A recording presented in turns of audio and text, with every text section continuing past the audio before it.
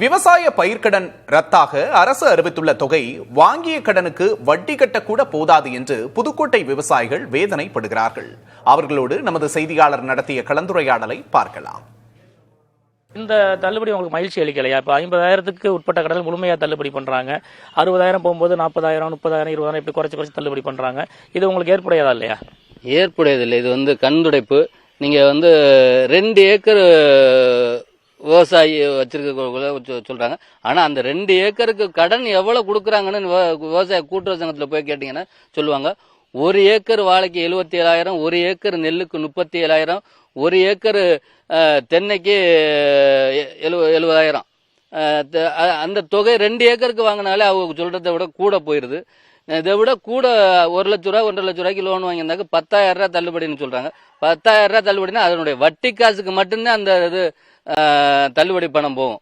முழுசா அவங்க வாங்கின கடனை எந்த இதுலயும் நிவர்த்தி பண்றதா இல்லை. இதை அனைத்து விவசாயிகளையும் சிறு குறு என்று பாகுபாடு இல்லாம அவங்க வாங்கினது 5 ஏக்கருக்குள்ளதான் கொடுத்து வாங்கியிருப்பாங்க. அதுக்கான தள்ளுபடியை முழு தள்ளுபடியை பண்ணணும். விவசாய பொருட்கள் எல்லாமே நகையையும் அடகு வச்சு வாங்கியிருக்கிறாங்க. விவசாய கடனாக பெற்றுக்கிறாங்க. அதையும் தள்ளுபடி பண்ணணும். தள்ளுபடி பண்ணா தான் அவங்களுக்கு ஒரு இது. இல்லைன்னா அவங்க கொடுத்துருக்கிற 1.5 லட்ச ரூபா 2 லட்ச ரூபாய்க்கு கொடுத்துருக்கக்கூடிய வட்டி காசுக்கு கூட இந்த தள்ளுபடி வராது. 10,000 ரூபாங்கிற தள்ளுபடி.